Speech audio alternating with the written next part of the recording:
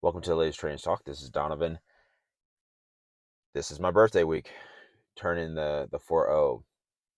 And oftentimes, uh, the end of a decade or the beginning of a new decade is often big milestones for people, and they have a moment of reflection, moments of looking ahead. And I kind of wanted to I was kind of thinking this morning, what was my thought process as I was going through my 20s? What was my thought process as I was going in my 30s? And where is my thought process today as I'm turning 40?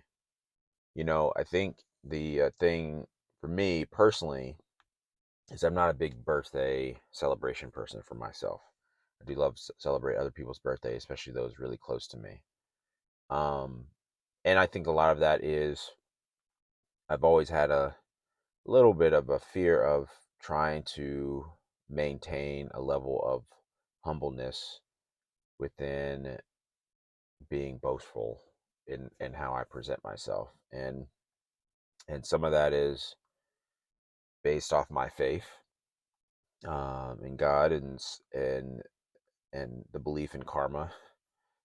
So I'm kind of trying to always toe whatever line feels good for me, in that ability to be humble, but also to be um, you know prideful in the times when I feel like uh, the people closest to me has accomplished something that I feel is worth sharing. And some of that, it could be as the simplest things of my kids starting a new league and willing to put themselves out there and have fun and compete, to us, bringing on a new partner, which we did do this week, and more details to come on that maybe in a month or so. And I think the thing that I think about if I go back into my 20s.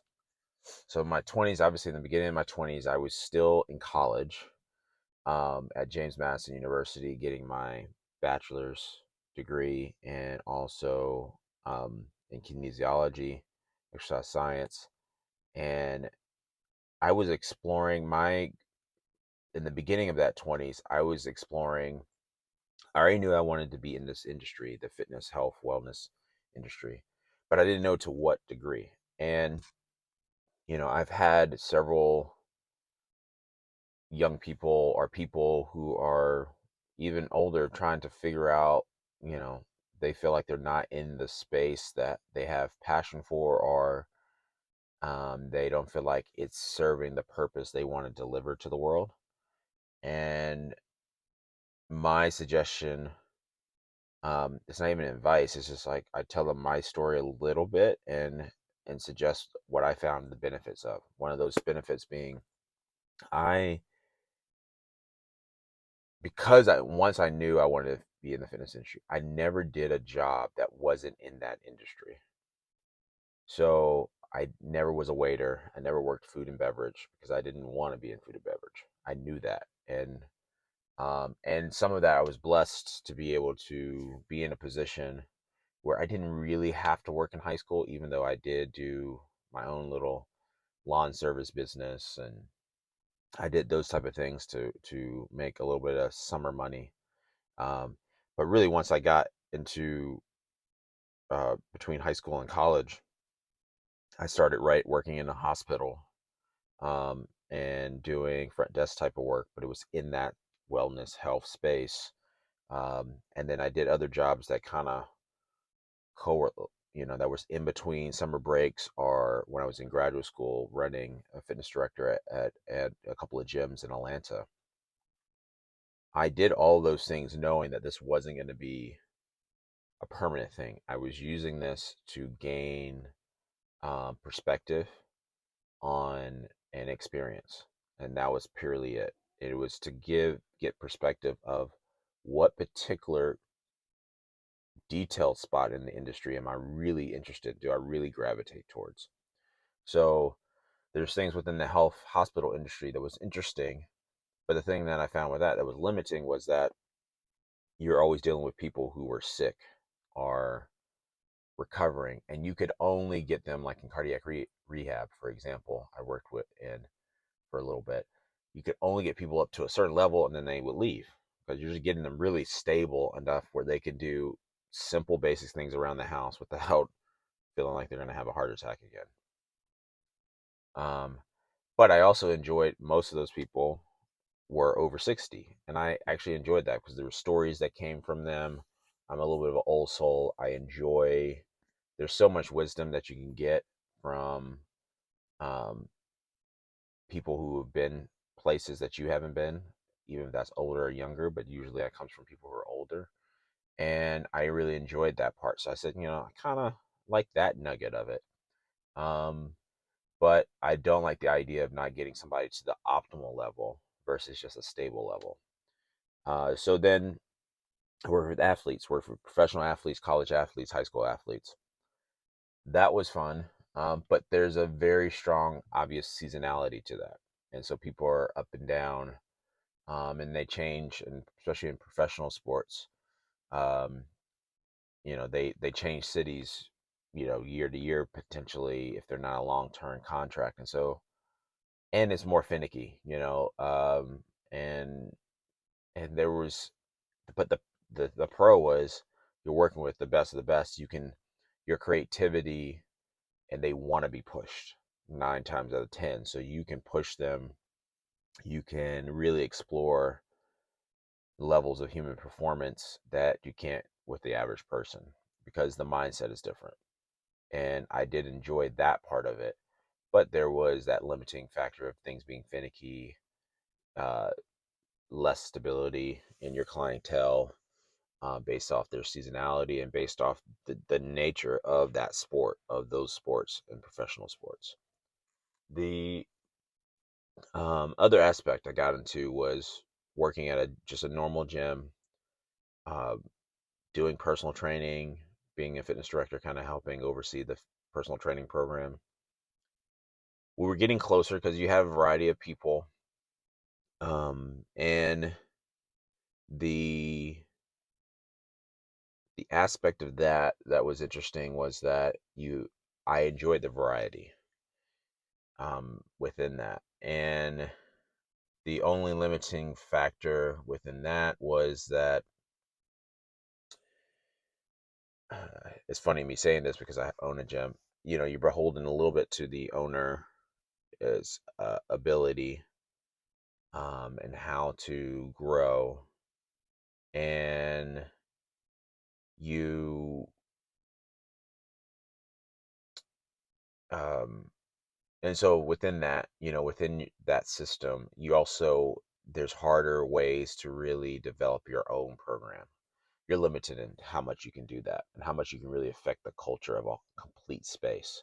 So I could affect the culture of the personal trainers within the relationship that they have with their clients, but I couldn't of the whole gym itself. And especially in the state I was at that time when I was in graduate school. And so one of the things I was looking for was the opportunity. I knew I had the end goal of creating my own thing. And so I used the 20s in essence to get me there. And I used that by making the jump of moving from Atlanta and moving with my wife out to, Santa Rosa, Calistoga, Napa Valley, working with Slodge in the beginning, um, starting that program from scratch. That was appealing to get to the point that I knew I wanted to have my own kind of space. And I would say the 20s was built off of that goal and gaining that experience and using the variety that I felt like I was going to get and the challenge I was going to get of working in a hospitality space that has some stability with members, but had some variety with different guests that came in. You move into the 30s. 30s was built on, can I build my own? Can I build my own with my wife? And there was a level of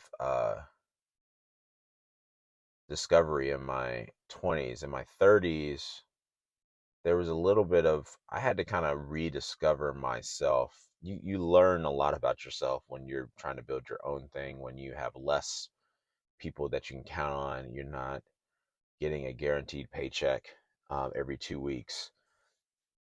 And when you initially become successful at it in your 30s and you're at your one of your physical peaks, I will admit that my I kind of lost myself a little bit there for a couple of years, where I got a little ahead of myself of where I was, and and I lost a little bit of that arrogance, humility line, um, and feeling that I knew what I was doing, and I had my pulse and everything. And you get, when you're in business, personally, professionally, on your own, you get humbled. And I got humbled several times, and I learned a lot from that.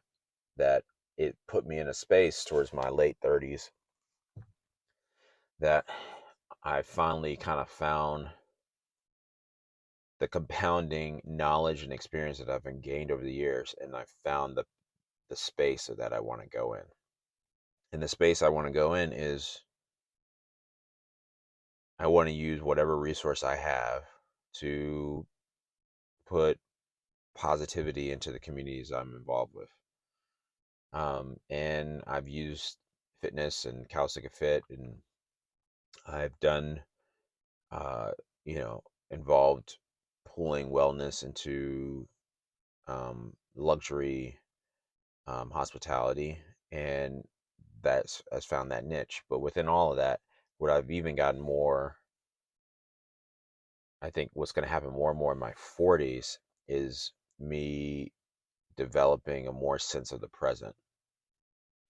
I've been looking so much about the future, what we're going to be doing, the future and the future, and I always still look at opportunities, but I'm really I'm in this I feel like this golden space with my kids, where my oldest is 15, my youngest is 7. We have a 13 and 11-year-old, and their success, my business success, my coworkers' success. Um, I'm so in the present, and I try to put myself there more than often. Um, that that's where I feel like I'm going to be in my 40s. I can't say where we're going to be as a business or a company 4 or 5 years from now. I know that I'm going to continue to have similar principles in how I move, and connecting people and communities, and taking on challenging challenges that I feel like are fruitful financially, fruitful in connection, but fruitful in giving me the flexibility to spend time with my family. That's more important, because in hopefully, God willing, I can be here and have a video like this when I'm turned 50, and have us have that space where my youngest will be 17, and it will be a different experience then, and uh I'll have more time, personal time available. So I want to use these 40s to continue to develop uh, my kids' future, um, in the present with things that they're doing, but also um, take on the ride of continue to be a steward for the business that we're growing. And that's all I can care about, is really the present when I look in my 40s. So if you wonder where we're going next, I'm surfing the wave, and I can't tell you exactly. I can read is what I do. I read a lot more. I try to have perspective, but the perspective keeps telling me to kind of enjoy what's right in front of me, and that's what I'm going to do.